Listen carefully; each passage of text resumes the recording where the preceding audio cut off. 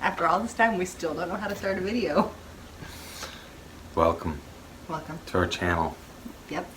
We have been sharing our infertility story and weight loss story for almost, we're just about to hit 3 years. Craziness. That's crazy. Before we tell you the whole point of this video, I want to give a quick recap of what we've been through with infertility up to this point. We tried naturally for a long time. In 2011, we did Clomid. Then we did some in uterine inseminations, or IUIs. And we did an IVF. On egg retrieval day, they got 31 eggs.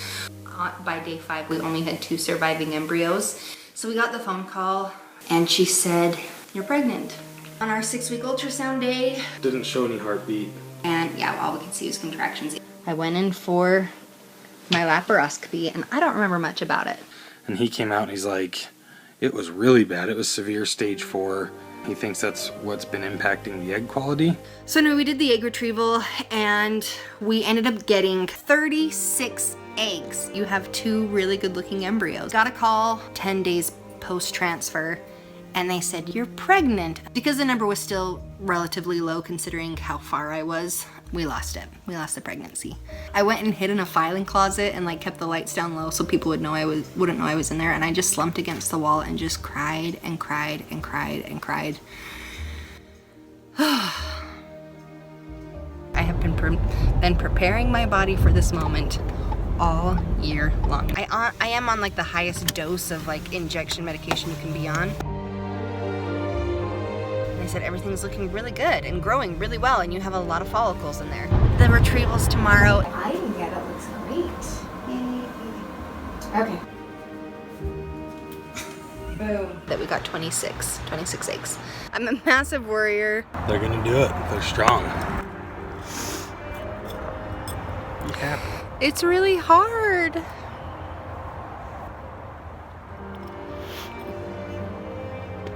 Come what may. So the embryologist said of the 12 remaining embryos that we had, 1 is fighting. So 1 is hanging on. He said that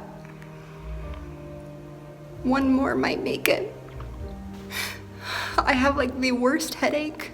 This has been so crazy.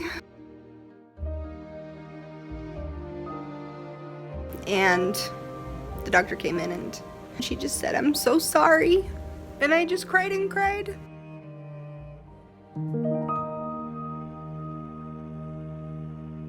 After all of that, we're just about to hit 11 years of trying to have a baby, of trying to start our family, and we are now embarking on a path that is kind of unfamiliar. Parts of it are familiar. Yeah.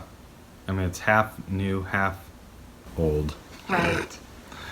We have chosen to proceed with using an egg donor. Yeah, I feel like it's taken a while to get here. After our last miscarriage, there's, the usual grieving process that happens with that is pretty disappointing, considering how far we'd come, how close we'd gotten. Feels like the infertility journey is just a lot of downs at the end of the day. There's been some good points in it too, I guess. I mean, one of the beautiful things to come out of it is Cake and I's relationship is really strong and has grown because of it. But I feel like getting through this last miscarriage and trying to determine and kind of decide what the next step was has taken a while. Just in part, like I said, aside from the grieving of the miscarriage, is also just the grieving of moving on, I guess, from what we had known from a long time, and moving on from Keika's eggs, so to speak. But yeah, I feel like we're finally in a good place. We're finally kind of ready to move to that next step. Like Keika said, it is scary. Well, maybe you shouldn't say that. It is scary because it is new. Obviously, we're familiar with the whole IVF process, but not familiar with using any form of like a donor as part of the cycle. Right. So yeah, involving someone else is new, and it is scary. It opens up all these other things that you have to consider. And there have been points where I have felt not necessarily so sad of letting go of my biology, but still just a form of like resentment in the sense that like we even have to make these choices in the first place. Like that it has to be such a complicated journey. It feels strange. But then there's this other part of me that feels so much gratitude that there are like so many women out there who are willing to, and even men too, because there are a lot of male donors for people who go that route. But there are these people who are willing to give you like a piece of a puzzle that you need to start your family. And so I want to talk in a different video about the therapy we've gone through, but I'll give you this little nugget. The therapist told me that you can still be kind of frustrated with the process and still grateful at the same time. They don't void each other. And just because you may feel like a little sad sometimes doesn't mean you're any less grateful. Like you can still have both, and they're still just as valuable even if one was taken away. So I'm still so grateful, and I do feel like we've mostly moved past it.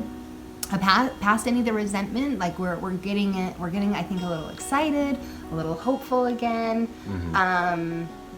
We just want to finally have the family we've been working for. And I have this vision, this feeling that like when we finally have the baby in our arms, because I mean donor egg isn't guaranteed to work either, but when we finally get the baby, we'll look at that child and I just can't imagine being like, oh, but this kid would be so much better if it was biologically related to me. You know, I think we would say, no, this is the kid we want. I don't even care. Like, this is who it was meant to be the whole time. Yeah. This is the only child. I mean, it's the ultimate result and outcome of our journey. So it was, I guess, I don't know, however you want to say it. It was a predetermined end to our journey, right? It was fate. This is the conclusion, potentially. Yeah, hopefully. Yeah, hopefully. Let's just assume it works. We both feel like it will, but at the same time, we also felt like every new thing we did would work. Yeah. So we're not putting too much into our hope, but at the same time, I'm going to ride it while I can. Yeah. I think we're definitely hopeful. Yeah. I mean, really, the desired outcome in the sense that our desired outcome from this whole journey has been to have a child. So that's the result of the journey, and that's the result we want. I hope so. I feel like it's coming. I don't know. I can't imagine, like, all we're used to is the fight. Mm-hmm. And to finally, like, have a baby, it's like, could that really happen to us? We've told our close family, or our family and friends who are really close with, we've let them know in advance that we're proceeding with this.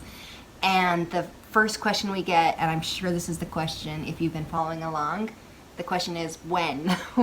When are you doing it? And my answer is later, because we don't have a date. We don't have a date. I mean, we have a very, very loose time frame, but it's so loose in the sense that whoever we ultimately select as a donor needs to be notified, and we have to go through a whole cycle and process, and so a lot of it's determined on that their type schedule, of timeline. So right. Soon, but later. Right. I'm hoping within like the next 6 months we've begun it. So I mean that could be 6 months from now we start. Yeah. It depends on, like Stu said, if we find someone that we really, really like and they're not available until the springtime, I will wait. I will wait for them. And we haven't chosen someone yet. And this next step where it's like things we've never had to think about before, and now these are new elements that we're trying to just to figure out what's right for us. There is a level of anonymity I want to keep, mostly for the sake of the child. So I'm not going to share where we're going, because there could be people who know people who donate to a certain clinic. Maybe we're going to go out of the state. Maybe we're going to go out of the country. For the sake of privacy, I'm not sharing where it is. I'm not going to give like an exact play-by-play of when it happens, just because with dates you can start lining things up as well. I want to keep things as private as possible for that kid, while also still advocating the gratitude and options that are out there for families who maybe want to consider this. I don't think we'll necessarily talk about why we chose this over like foster or adoption, because I worry that I could offend someone who's taken those routes. Which we're still honestly probably going to do. Right. To complete our family. Absolutely. I think that we will use those options in the future, but It just didn't feel like the right thing for us right now. Honestly, when you sign up to be a foster parent, you go through some pretty intense training. Like, being a foster parent is not just something you just do. It's something you have to be very emotionally prepared for, and you know, it's a whole new ball game of emotions and preparedness, and you know, providing for this child and everything else. I've got a good friend at work that does foster care and stuff, so seeing their experiences and other people that have done it, it's an amazing, beautiful thing. It's also full of its own ups and downs. I think we've said from the beginning, we're just trying to take advantage of the youth that we have in terms of, you know, childbearing or whatever else that is available to us. So like I said, I think ultimately whatever happens we still plan on eventually ultimately doing foster care to adopt. There's so many children out there that do need, you know, a stable, loving family home environment, even if it's just for a short period of time. So eventually our plan is to hopefully get mentally and physically and, you know, financially to a point where we are ready to help provide those types of solutions and well-being for children. But when it comes to choosing what to do if you're struggling with infertility, you really have to just follow your own heart. The thing is if I hadn't gone the route that I felt like I should, I would have regretted it. I would have always wondered, like, what would have happened if we hadn't tweaked the method or protocol this and that way. So I felt like we had to go on that journey so that when we started with this new path, it was like with full acceptance and with full honoring of the past, and like, okay, we really gave it everything we could, but we are so excited to embrace the future. Yep. And we're going like with eyes full forward. We're not looking back. We're not having any regrets. It's like full steam ahead. Let's go. Anyway, I'm sure there are a lot of questions that you may have. If you do have any, I would be totally willing to do a follow-up video. So if you have questions, leave them in the comments below and we can go through those and answer them. Also, one of the things that we had been waiting on to decide if we were going to do an egg donor or embryo adoption was a test that we had Stuart do. I'm not going to go through that now, but I will link it in the cards if it's something that you think your husband might want to have tested before you move forward with the treatment. But his results came back fine. So that's why we decided to go forward with egg donor. Yeah. We are still working on health, like always. There's like a newfound This year has been up and down. Oh, there's been a lot that's been happening this year for some reason, but I can't believe the summer's over. We're getting back on it. We're going to finish the year strong. Absolutely. We didn't make the best health choices while we've been working on the house, but we just signed up for Weight Watchers. I felt like we both needed something little to try. structure. We think the structure will kind of help. For the past year and a half or so, we've kind of been doing more of an intuitive eating approach, which has been great. It's got us to the point we're at right now, but we've also kind of hit a point where I think we could both just use a little bit more structure. We found ourselves slipping up or doing whatever a little bit more. So we're only hosting one more diet bet game this year. It starts in a couple days. We still love doing diet bets. I still think the competitive nature of it really speaks to me in a lot of ways. It's also a great community, great forum for finding other people to help motivate and everything else. For us, ultimately, with what we have coming up eventually with the egg donor and fertility treatment cycle that we're doing, we just need to devote more time and energy and focusing into that, and we didn't think we'd be able to focus the amount of energy and time that needs to host a good game or to be an active host anyway. So if you're interested in joining, go ahead and sign up. Link is right here. No, in the description box. In the description box. I can't do a link to a website on YouTube in the video. I don't know what I'm doing. Anyway, so that's it. That is the big announcement. We are going to proceed with an egg donor. And I hope to carry. I hope to be able to... Honestly, I'm at a point where I would love to experience pregnancy. If I don't get to experience it, I feel like that's okay too.